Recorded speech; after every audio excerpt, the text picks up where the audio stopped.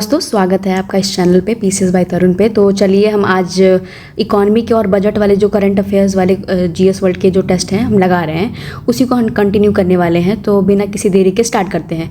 लेकिन इकोनॉमी में सबसे इंपॉर्टेंट क्या हो जाता है, क्योंकि हमारे स्टैटिक नॉलेज के साथ साथ हमारे करंट अफेयर्स भी टेस्ट किए जाते हैं, जिसमें बजट और ये सब चीज़ें जो होती हैं और नॉर्मलाइज कर सकते हैं हम इस चीज़ों से। ठीक है, तो चलिए बिना किसी देरी के स्टार्ट करते हैं। पहला क्वेश्चन बोल रहा है कि विच ऑफ द फॉलोइंग, मतलब विच of the following statement is correct about the NARCL, मतलब नेशनल असेट रिकंस्ट्रक्शन जो कंपनीज होती हैं उसके संदर्भ में कौन से स्टेटमेंट जो है सही दिए हुए हैं।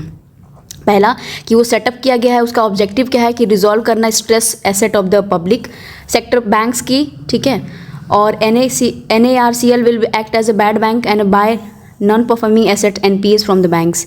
तो इसमें स्टेटमेंट दोनों के दोनों ही बात सही बोल रहा है, क्योंकि देखो मतलब जैसे भी NPAs बढ़ते जाते थे, NPAs हमें पता है ना कि नॉन परफॉर्मिंग एसेट्स होते हैं। जैसे 90 दिन के बाद किसी ने, अगर मान लो किसी ने किसी को लोन लिया है, कुछ लिया है, बोरोइंग्स की है बैंक से, और 90 दिन के बाद वो क्या कर रहा है, कोई भी चीज़, ना तो प्रिंसिपल ना तो उसका इंटरेस्ट दे रहा है, मतलब बैंक्स को रीपे कर रहा है, तो वो NPAs में जाने लगता है। धीरे धीरे बहुत सारे प्रोसेस होते हैं, NPAs में जाने लगता है, फिर उसको राइट ऑफ करना पड़ता है, उसकी वो उससे कैसे भी किया जाता है कि हाँ तुम्हारा ये सामान बेच के हम उतना पैसा निकलवा सकते हैं। तो ये सब चीज़ों की वजह से, बड़े बड़े लोगों की बात कर रहे हैं, माल्या वाले टाइप लोग, तो इन सब चीज़ों की वजह से ये NARCL बनाया गया था कि जो एसेट रिकंस्ट्रक्शन कंपनी लिमिटेड है नेशनल, तो उनका प्राइमरी यही सब चीज़ें था कि जो पब्लिक सेक्टर बैंक्स होंगे, ठीक है, तो प्राइमरी रिजॉल्व करती थी किसके, स्ट्रेस एसेट। मतलब स्ट्रेस एसेट वही होते हैं जो कि आप पे नहीं कर पा रहे हो बैंक को लेने के बाद, एसेट है पर स्ट्रेस्ड है। तो NARCL will be act as a bad bank, बिल्कुल, and buy the NPAs from the bank.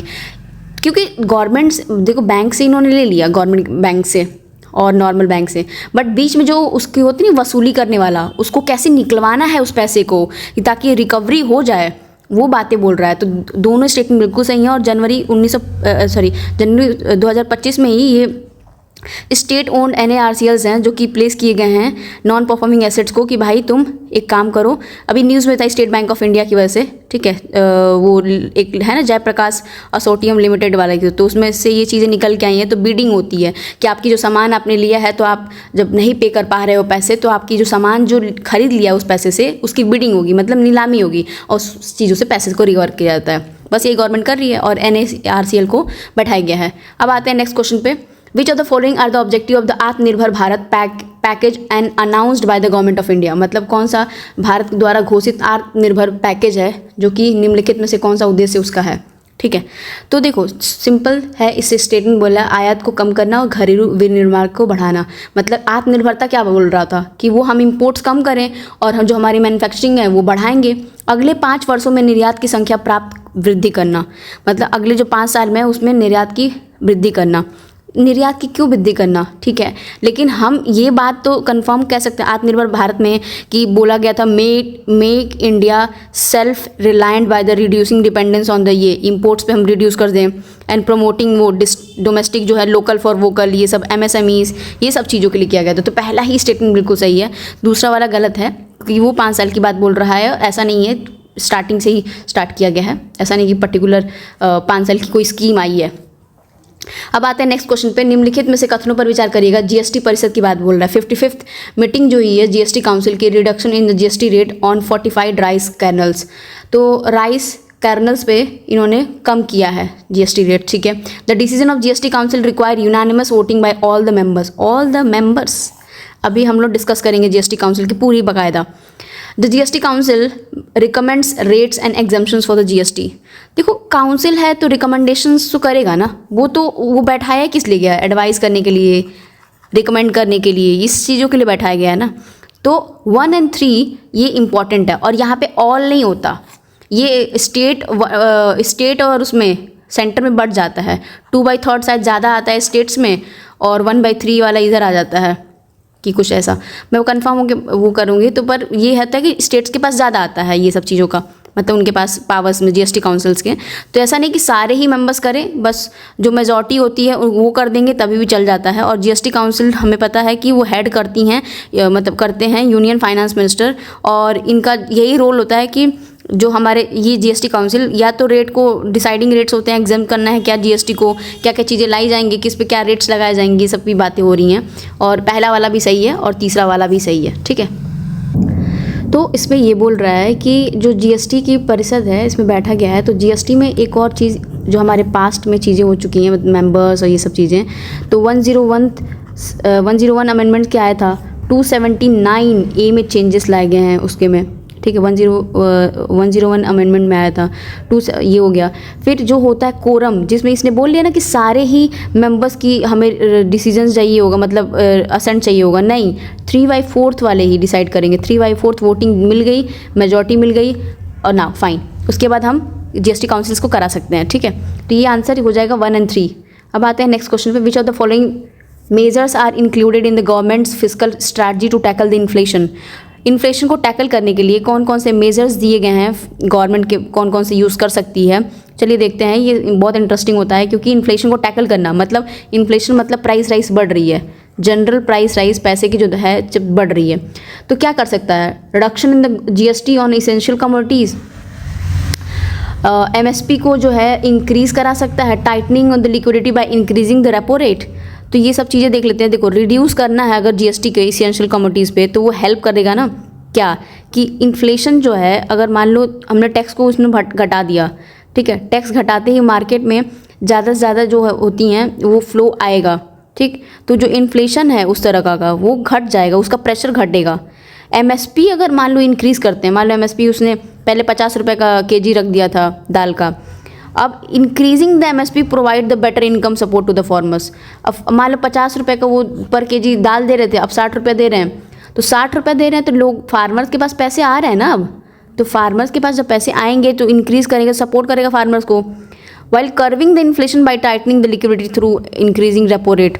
तो इन्फ्लेशन को कर्व करने के लिए रेपो रेट और ये सब की चीज़ें भी मॉनेटरी पॉलिसी होती है, लेकिन इसने बोला फिस्कल स्ट्रेटजी, याद रखना फिस्कल पॉलिसी अलग होती है और मॉनेटरी पॉलिसी अलग होती है। तो टाइटनिंग जो हो गई,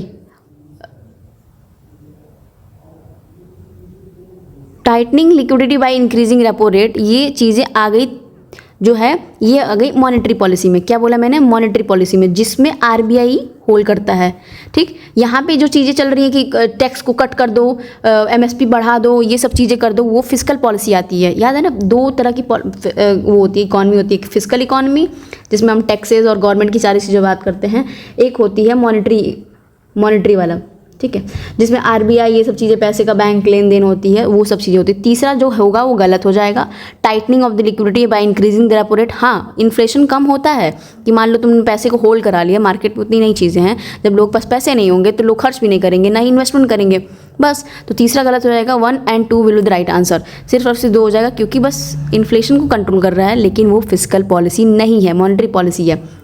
विच of the following statement is or correct regarding the India's GDP growth. India की जीडीपी ग्रोथ में कौन कौन सा स्टेटमेंट सही है। 46 देख लेते हैं।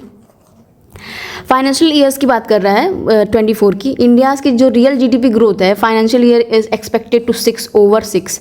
अभी ऊपर हमने पढ़ के आया 6.4 के समथिंग आया था। जो भी इंडिया की जो रियल ग्रोथ है फाइनेंशियल ईयर 24 की, ये एक्सपेक्ट किया गया है। The growth forecast for financial year 24 has been revised upwards by the IMF. IMF से ज़्यादा हम आईएमएफ से रिवाइज करवा रहे हैं। सोच लो, ये दिन आ गया है कि हम आईएमएफ से फोरकास्ट करके रिवाइज कर रहे हैं।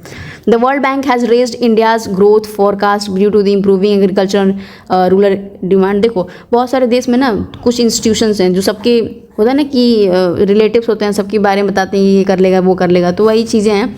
कुछ तरह के देश में ऑर्गेनाइजेशंस हैं जो अच्छे हैं, बट तभी भी बताते हैं कि ये देश ये करेगा वो करेगा, वो बस एक रडार देते हैं, ठीक। तो वर्ल्ड बैंक भी करता है, आईएमएफ भी करता है। तो हमारे पास सिर्फ और सिर्फ सेकंड वाले में क्यों गलत किया है, क्योंकि हमने उस चीज़ को फॉरकास्ट के बाद रिवाइज नहीं किया है भाई, उसकी बेसिस पे क्यों करेंगे, ठीक। तो सिर्फ और सिर्फ हमारा जो 1 और 3 will be the right answer, C हो जाएगा हमारे पास राइट आंसर। वर्ल्ड बैंक ने भी रेस किया था 7%, उसने भी लगभग वही किया था कि 6 से 7%। ओवर वही बोल रहा है कि ओवर 6%, तो मतलब 7% होगा।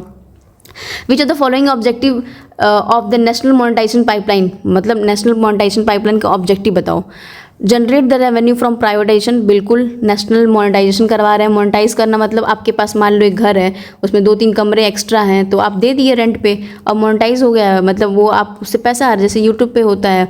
तो मोनेटाइजेशन पाइपलाइन में वही है, तो रेवेन्यू जनरेट करेंगे ना, तो ठीक है, बिल्कुल सही बोल रहा है। To create a sustainable revenue stream for the government by leasing out infrastructure assets, तो ये भी बात सही बोल रहा है कि leasing out the infrastructure assets जो है आपके पास, बहुत ज़्यादा एसेट है मान लो, तो आप उसको मतलब उस पर दे दोगे ना, भाड़े पे कहते हैं, जैसे रेंट पे दे देना। तो रेंट पे देने पे क्या होता है कि वो लीज कर रहे हो आपके पास, ठीक है। इंफ्रास्ट्रक्चर गवर्नमेंट की बात हो रही है, प्राइवेट वाली तो वही सेम इम्प्लाई हो जाती है। To transfer ownership of all major infrastructure, नहीं, ये ओनरशिप में ना यही चीज़ें होती हैं कि जो ओनरशिप होती है ये अपने पास रखे रहते हैं, लगभग 51 का वो 49 में कर देंगे ऐसा करके। जब आप किसी को रेंट पे घर देते हो तो आप ओनरशिप थोड़ी ट्रांसफर करते हो। तो हमारे पास 1 and 2 will the right answer. अब आते हैं नेक्स्ट क्वेश्चन पे, which of the following are true regarding the PM Gati Shakti जो है नेशनल मास्टर प्लान जो है उसके रिगार्डिंग कौन सा सही है। तो पीएम गति शक्ति की जो बात आई थी ना, उसमें उसके एम बहुत इंपॉर्टेंट है। पीएम गति शक्ति इसलिए लाया गया था, मेजर था कि मान लो तुम्हारे एक रोड है, ठीक है, तो रोड जब चलते हो तो मान लो उसमें पहले रोड बन गया, अब वो कह रहा है कि अरे नहीं नहीं ये तो नाला हम भूल गए हैं और पाइपलाइन भी डालना भूल गए हैं। तो अब क्या होगा, जब आएंगे जो भी बनाने तो फिर रोड को तोड़ेंगे, रोड को तोड़ने के बाद फिर गवर्नमेंट का पैसा तो नहीं जाता, हमारा ही टैक्स का पैसा है। फिर नीचे क्या होगा, फिर से वो गड्ढे होंगे, फिर से वो सही हो जाएगा, फिर से यही सब चलता रहेगा।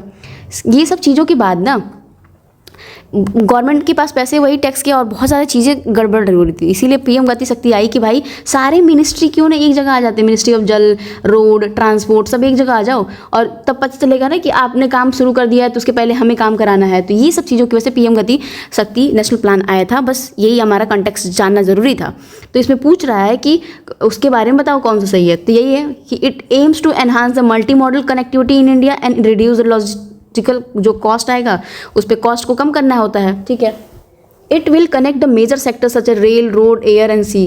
देखो मैंने वही बात बोल दी, ठीक है, मैं बस समझाना चाहती कि पीएम गति शक्ति क्यों आया था, मुझे ये नहीं पता था कि इसमें यही पूरी स्टेटमेंट दे दी गई। देखो अगर आपको पता है ना कि वो चीज़ क्या है, भले करंट अफेयर्स में नहीं है वो नहीं पता, बट वो चीज़ क्या है तो कभी कभी क्वेश्चन सही होते हैं, या करंट अफेयर्स में जो आप पढ़ते हो उसको फिर से देख लो कि भाई उसका बेसिक्स क्या है, वो आया क्यों था, वो क्या है, किस साल आया था, इन सब चीज़ें भी पूछी जा सकती हैं। ज़रूरी नहीं कि करंट अफेयर्स में तो वही पूछ देगा कि डाटा में इतना इंक्रीज हुआ है डिक्रीज हुआ है। What is the role of the RBI in controlling the inflation. अब देखो ऊपर की बात हो गई कि कैसे वो कर रहे हैं कंट्रोल इन्फ्लेशन, अब आरबीआई जो है वो मैडम कैसे कर रही हैं इसको कंट्रोल करना, ठीक है। सबसे पहले देखते हैं, RBI can increase the repo rate to control the inflation. RBI can increase the money supply to curb the inflation. RBI manages inflation target under the monetary policy framework. ठीक है, तो RBI जो काम करती है ये मनी सप्लाई को increase करना, इन्फ्लेशन को कर्व करना। मान लो मैं पैसे ट्रांसफ़र कर रही हूँ पूरे किसी को मैं पैसे दे रही हूँ, वो पैसा अगर उसके पास मिलेगा तो क्या करेगा, वो खर्च करेगा या तो इन्वेस्ट करेगा, कहीं लगाएगा, यही सब चीज़ें करेगा ना। तो उससे मैं तो मार्केट में पैसे बढ़ा रही हूँ, तो इन्फ्लेशन को कर्व कैसे करेगा। सिंपल सी बात है, इन्फ्लेशन तब आती है लोगों के पास जब पैसे आते हैं, जब स्टैंडर्ड ऑफ पैसे आ जाते हैं ना तो इन्फ्लेशन और तेज़ी से बढ़ती है, महंगाई। जब आपके पास पैसे होंगे तो खर्च कर लोगे, मार्केट में आओगे तो उससे चीज़ों से दाम बढ़ने लगते हैं। तो सबसे सिंपल है कि भाई अगर आरबीआई ने टैक्स बढ़ा दिया ये सब चीज़ें कि आपको आपके हाथ में पैसा नहीं आने दे आरबीआई, वही होता है कि जो कंट्रोल कर देगा तो वही होता है कि आरबीआई कंट्रोल कर रहा है। तो हमारे पास 1 और 3 राइट आंसर हो जाएगा ना। अब आते हैं नेक्स्ट क्वेश्चन पे, which of the following statement is or correct about the PM Kisan Samman निधि योजना, जो कि बहुत फेमस स्कीम है, पीएम किसान सम्मान निधि योजना, ठीक है। बोल रहा है कि there is no change in the allocation of the Pradhanmantri Kisan Samman Yojana in union budget 2025 as compared to the last year का एलोकेशन। लास्ट ईयर का जो एलोकेशन था वो भी यही है, ठीक है, होल्ड ऑन कर लेते हैं। The scheme provide for 6,000 per year in the 3 equal instalment. हाँ, दो दो करके देते हैं, 6,000 मिलता है हर एक फार्मर को महीने साल में। Only farmer with annual income of more than 2 lakh are eligible. अगर 2 लाख से ऊपर हैं तो वही एलिजिबल होंगे। तुम्हें सोचो कितनी वाहियात स्टेटमेंट दी गई है, सोचो कि बोल रहा है कि 2 लाख से ऊपर कमा रहा होगा तभी हम ये उसको पैसे देंगे, तो उसको पैसे की ज़रूरत ही कहाँ है। जो उससे कम कमाएगा उसको ना पैसे की ज़रूरत है, जिसके पास पैसा ही नहीं है। तो हमारे पास C 1 और 2 will the right answer. No change वाला तो हुआ है कि कोई चेंज नहीं है, 6,000 मिल रहा है, और जो एलिजिबिलिटी क्राइटेरिया है ना वो लैंड साइज़ पे है, ये याद रखो। एलिजिबिलिटी जो क्राइटेरिया है, eligibility criteria is on land size not the income, not income, क्योंकि फार्मर की जो होती है वो पर्टिकुलर इनकम नहीं होती है, कभी फसल अच्छी हुई तो पैसा पाए, नहीं तो नहीं पाए। अब आते हैं next question, which of the following measures has been initiated by the government under the make in India initiative. Make in India initiative में कौन कौन से मेजर्स को इनिशिएट कराया गया है, चलिए देखते हैं। बोल रहा है कि incentives for innovation and design in manufacturing, ठीक है, complete exemptions in a goods and services GST, relaxation in the FDI policies, relaxation in the FDI policies, ठीक है। 1 और 3 राइट आंसर हो जाएगा, 1 और 3 राइट आंसर हो जाएगा, 1 और 3। क्यों? क्योंकि जो मेक इन इंडिया में आया है वो इनोवेशन को, कब डिज़ाइन को मैन्युफैक्चर करना, घर पे करना, वही लोकल फॉर वोकल वाला। कंप्लीट एग्जम्पशंस क्यों करोगे आप, क्यों करोगे? अगर इंपोर्ट बाहर से आ रहा है तो आप उस पर ज़्यादा टैरिफ लगाओगे ना, कि अंदर ना आ पाए।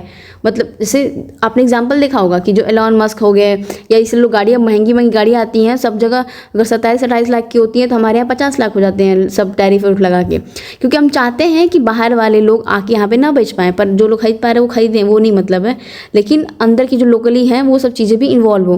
तो हम एग्जाम्पशंस क्यों करेंगे जीएसटी का, ठीक है, समझ में आया ना, टैक्स ही नहीं लेंगे। अब आते हैं next question, which of the following is or connect with the IBC insolvency bankruptcy code, जो कि हम एनपीएस की इस टाइम से ही पढ़ना स्टार्ट कर देते हैं आईबीसी इसका। तो इंसॉल्वेंसी बैंक्रप्सी कोड जो है उसके लिए स्टेटमेंट बोल रहा है कौन सा सही है। The IBC aims to provide a time bound resolution, हाँ देता है कि मैकेनिज्म फॉर डिस्ट्रेस कंपनीज, बिल्कुल। The IBC allows the creditor to initiate proceedings against defaulting companies. The IBC applies only to companies, not to individuals. ठीक है, individuals को भी देता है, गलत है ये स्टेटमेंट। जो आईबीसी है था वो जो कोड आया था 2016 में आया था। आईबीसी एक तरह की टाइम रिजोल्यूशन बताता है कि भाई स्ट्रेस कंपनीज़ हैं, और क्रेडिटर्स को भी अलाउ करता है कि इंसॉल्वेंसी प्रोसीडिंग करें डिफ़ॉल्टर्स पे के अगेंस्ट। तो ये दोनों, इट अप्लाइज टू दोनों, किसके किसके, जो हमारा कंपनी है और इंडिविजुअल, दोनों पे अप्लाई होता है, ये नहीं कि एक ही पे। Consider the following statement, repo rate is the rate at which the bank lends money to the commercial bank. Repo rate एक तरह का रेट है जो कि कमर्शियल, मतलब जो बैंक होता है, विच सेंट्रल बैंक जो होता है, मतलब RBI money to commercial bank lend करता है रेपो रेट में। Repo rate is a rate at which commercial banks lend to the public. Repo rate एक रेट है जिसमें कमर्शियल बैंक जो होती है वो पब्लिक करती है, ठीक है। उसके बाद बोल रहा है कि जो रेपो रेट है is a rate at which central bank borrows the money from commercial banks, borrows, और वो भी कौन, आरबीआई नहीं, बोरो नहीं करती है वो। रेपो रेट वो रेट है, ये तो रिवर्स रेपो रेट की बात कर रहा है, sorry, reverse repo rate. But repo rate वो रेट होती है जिसपे आरबीआई लेंड करती है money to the commercial bank and use to control the inflation, regulate the liquidity.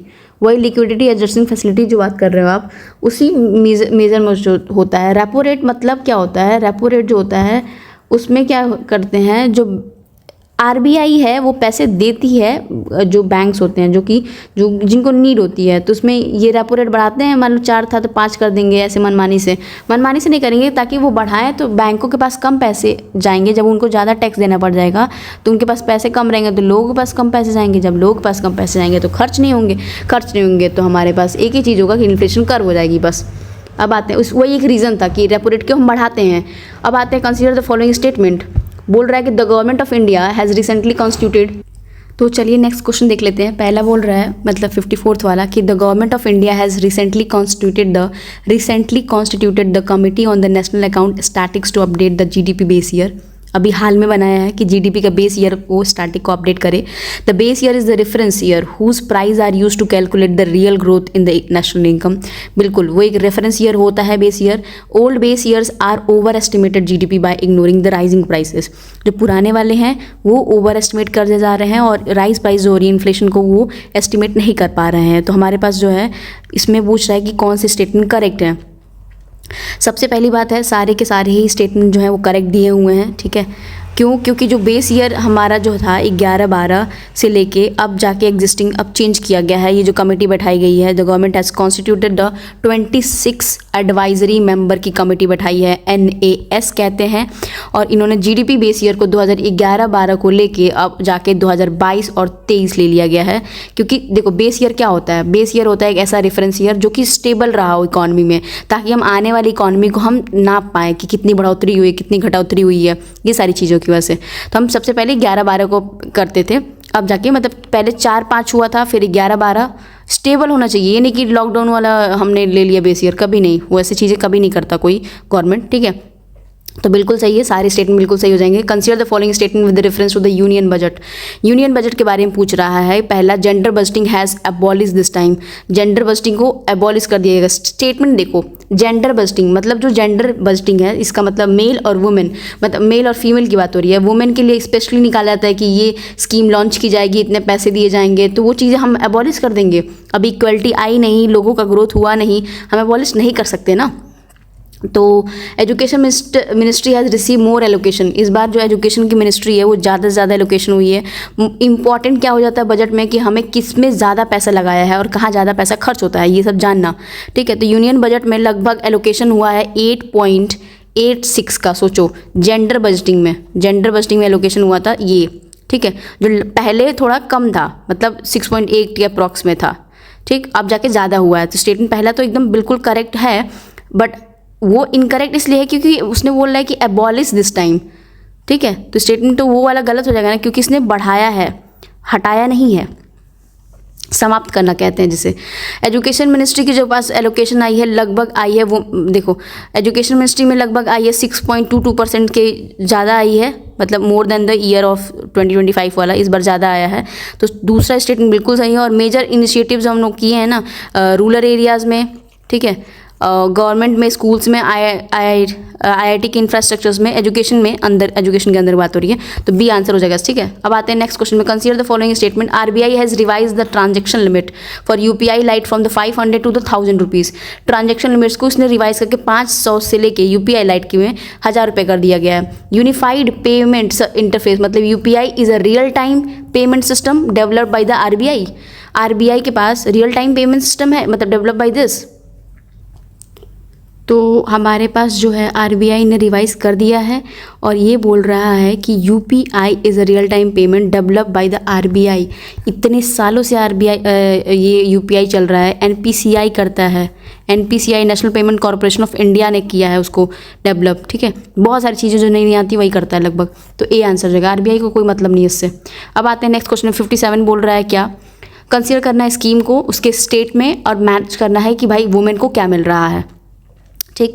तो देख लेते हैं। बोल रहा है कि गुरु लक्ष्मी योजना जो है वो किस में किया गया है, तो गुरु की जो गुरु जो भी है कर्नाटका में किया गया है ये गृह लक्ष्मी योजना, जो 2000 रुपये पर महीना दिया जाएगा, क्योंकि वो फीमेल हेड होंगी, जो फीमेल हेड होंगी वो वहाँ की, उसको दिया जाएगा पर मंथ, ठीक है। फिर महाराष्ट्र में जो मुख्यमंत्री महिला लाडली बहन योजना, तो लाडली बहन योजना जो है महाराष्ट्र में किया गया है। कहाँ किया गया? महाराष्ट्र में। और इसमें उसको पैसे मिलेंगे लगभग 1500, ठीक है। लगभग वो जो वुमेन एलिजिबल होना चाहिए 21 से 60 साल तक होना चाहिए। मुख्यमंत्री लाडली बहन योजना जो है, अच्छा हाँ सॉरी, जो मुख्यमंत्री लाडली बहन योजना है यहाँ पे महाराष्ट्र में है, मध्य प्रदेश नहीं दिया हुआ है। मुख्यमंत्री लाडली बहन वो है मुख्यमंत्री महिला लाडली। तो महिला लाडली योजना जो है, महिला लाडली योजना वो दिया हुआ है MP में। दोनों महिला भी और लाडली बहन भी, तो इन दोनों में बस पैसे का जो है ये उसमें 1200 मिल रहा है, लाडली बहन में इसमें ये मिल रहा है। तो इसने झारखंड की जगह ये कर दिया होता तो only 2 will be the right answer. सिर्फ और सिर्फ ये झारखंड कर दिया है इसने, ठीक है। अब आते हैं नेक्स्ट क्वेश्चन में। Consider the following statement regarding the FCI। FCI वो एक पब्लिक सेक्टर अंडरटेकिंग्स हैं under the ministry of consumers affairs, food and distribution, public distribution. FCI जो है statutory body establish under the act of the parliament. FCI एक तरह की statutory body है, तो बिल्कुल सही है, स्टैट्यूटरी बॉडी ही है। वो एक्ट आई थी 1964 के तहत आई थी, कॉरपोरेशन फूड कॉरपोरेशन एक्ट जो आई थी।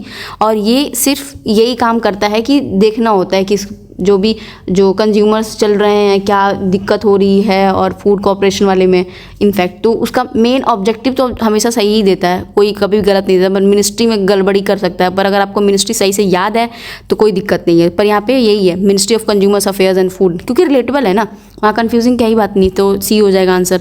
अब आते हैं next question. Recently which of the following banks was declared as a domestic systematically important, मतलब ऐसे बैंक्स होते हैं जो बहुत इंपॉर्टेंट होते हैं। क्यों? क्योंकि जैसे क्या होता है कि इकॉनमी पे कोई खतरा आ गया, तुम्हारे पास मतलब होता है ना कि एक बहुत रिजर्व, जैसे घर में कुछ पैसे नहीं रहे तो औरतों से लोग कहते हैं कि यार पैसे रखे हो गया, मतलब क्योंकि लोग पैसे रखे रहते हैं, वो एक इंपॉर्टेंस वाली चीज़ है। तो ऐसे ही कितना भी खतरनाक खतरा आ जाए, मतलब टर्बुलेंस आ जाए, पर कुछ ऐसे बैंक्स होते हैं जो जल्दी डूबते नहीं हैं, मतलब उनकी जो वो बनी होती है पूरी नेटवर्क बहुत ज़्यादा होती है। तो दो ही बैंक है, एक तो है हमारे पास स्टेट बैंक ऑफ इंडिया और HDFC, पंजाब PNB को नहीं मिला है, तो 2 और 3 जो है हमारे पास राइट हो जाएगा।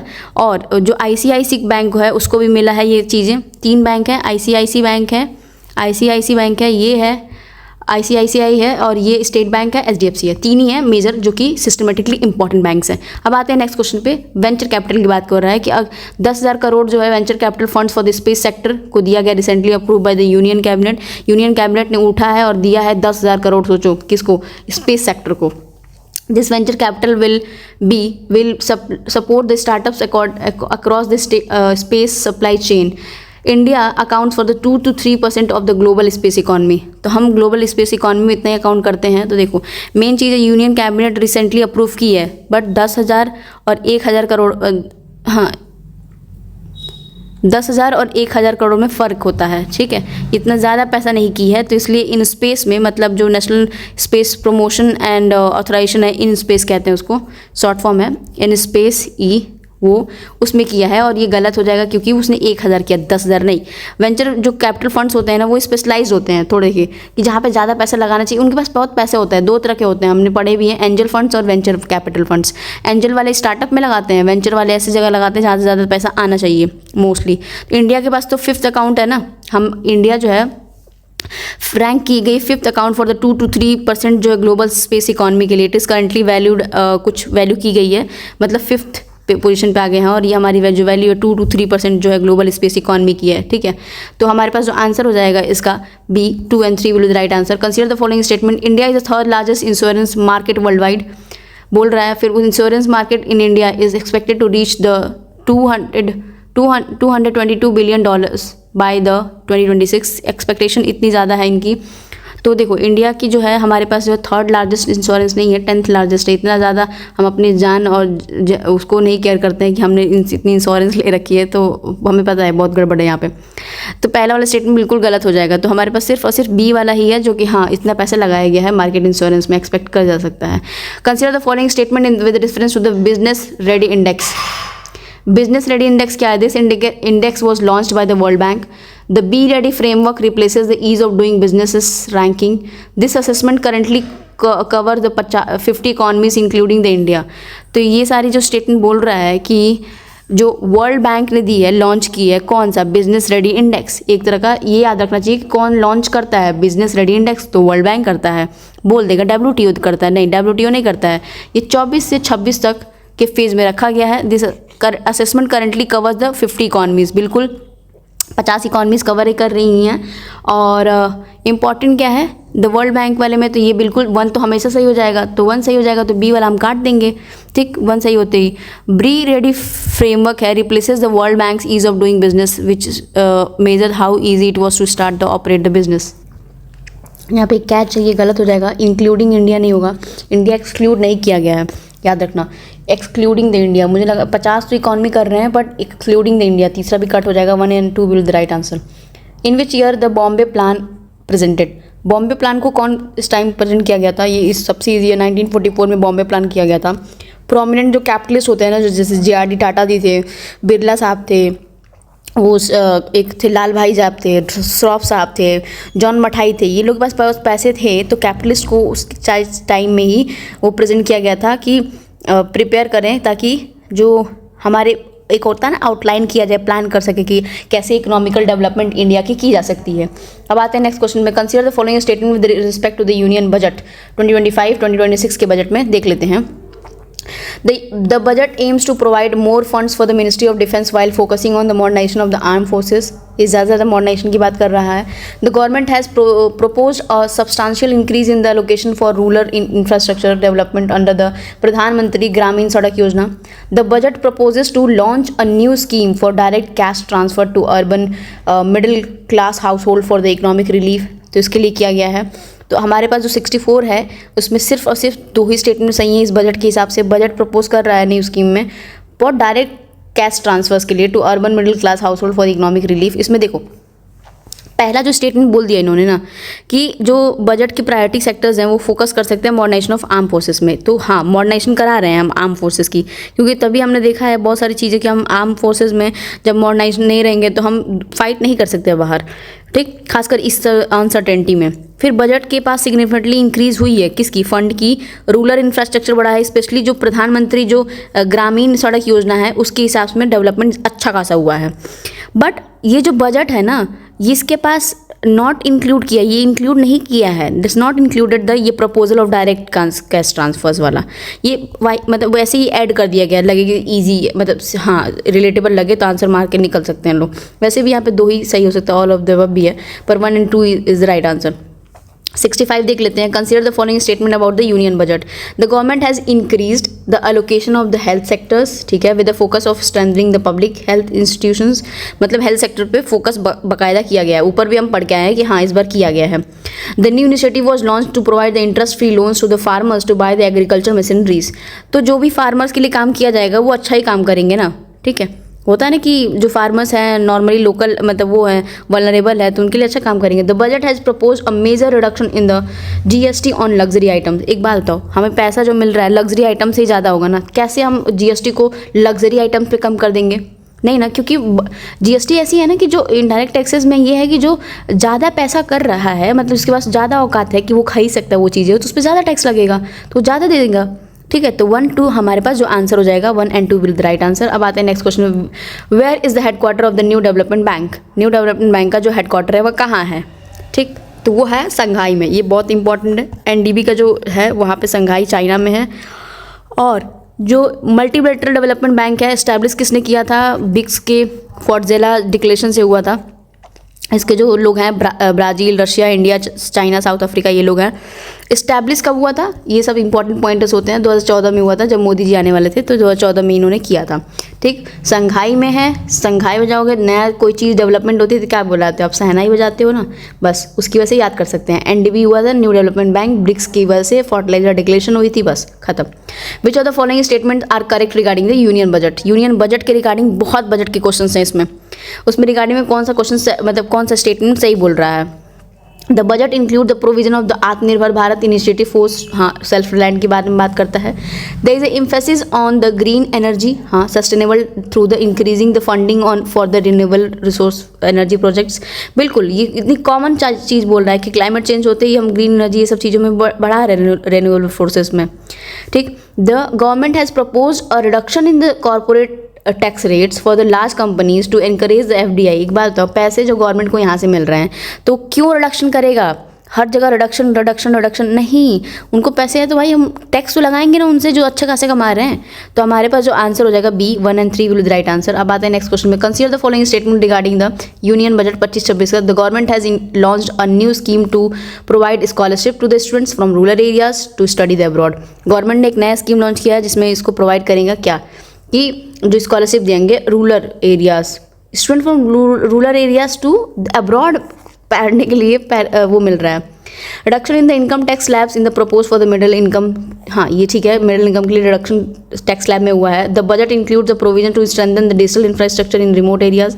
हाँ ये ऑब्वियस ही बात है, ये करेगा ही करेगा कि रिमोट एरियाज में अगर नेट और ये इंफ्रास्ट्रक्चर नहीं मिल रहा है तो करेगा. बट पहला वाला सोचो कि तुम रूरल स्टूडेंट्स हो और तुमको पैसा बाहर खींचने का सारा गवर्नमेंट उठाएगी, ऐसा गलत होगा ना, बहुत वाहियात स्टेटमेंट है, इतना ज़्यादा एक्सट्रीम नहीं जा सकते हम. 2 and 3 will the right answer. Which of the following statements about the union budget are correct. Union budget में कौन से स्टेटमेंट करेक्ट है, ठीक है. The government has proposed a reduction in the fiscal deficit target for the year. The budget includes the measures to address the inflation through the subsidies on the essential food items. The emphasis is on the expanding the scope for the Pradhan Mantri सम्मान धन किसान सम्मान निधि योजना, मतलब PM Kisan सम्मान की बात कर रहा है, ठीक है। तो स्टेटमेंट जो है बजट इंक्लूड किया है इन्फ्लेशन में, सब्सिडीज़ में, ठीक है, तो ये गलत है। ये 1 और 3 हमारे पास जो है वो सही है, क्योंकि जो बजट है कोई स्पेसिफिक प्रपोजल्स नहीं आया है कि सब्सिडीज़ में कि इसेंशियल फूड आइटम्स भी ये करेंगे वो करेंगे, वो चीज़ें नहीं हैं, पर ये पीएम किसान वाले पे था, ठीक है। तो 1, 3 and will be the right answer. अब आते हैं 70वें पे। Consider the following statement about the union budget. Union budget के बारे में कंसिडर कर लेते हैं। The government has allocated significant portion for the budget to improve the water management system के लिए, क्लीन ड्रिंकिंग वाटर सप्लाई के लिए भी इन्होंने किया है। अच्छा, कर सकते हैं और वो करेंगे ही, क्योंकि वाटर एक है एसडीजी गोल्स में और नॉर्मल बेसिक एमिनिटीज़ हैं। The budget focus mainly on this industrial development, mainly industrial development पे, private sector growth, while rural development has receive minimal attention. एक बात बताओ, कभी भी तुमने सुना है कि जो रूरल की तरह है कम ध्यान दिया जाएगा? ये स्टेटमेंट वाहियात है। ऐसी स्टेटमेंट फ्रेम करती हम सेकंड वाले को काट देंगे। जब सेकंड वाले को काटेंगे तो हमारे पास जो है ये हमारे पास आंसर हो जाएगा 1 और 3। Provision has been propose to strengthen the education sector, हाँ, focus on the skill development, vocational training पे प्रोविजंस किया गया। कितना सुंदर स्टेटमेंट है और ये सही भी दिखने में लग रहा है। जहाँ पे ये बोले कि हम रूरल पे ध्यान नहीं दे रहे हैं, फार्मर्स पे ध्यान नहीं दे रहे हैं, वुमेन पे ध्यान नहीं दे रहे, ऐसा गवर्नमेंट बजट में कर ही नहीं सकती। तो 1 और 3 will be the right answer, ठीक है। तो अभी स्टॉप करते हैं। अब नेक्स्ट सेशन में हम लोग बाकी क्वेश्चन जो है कंप्लीट कर लेंगे एक ही बारी में। Thank you so much for watching. Please do like, share and subscribe the channel. Thank you.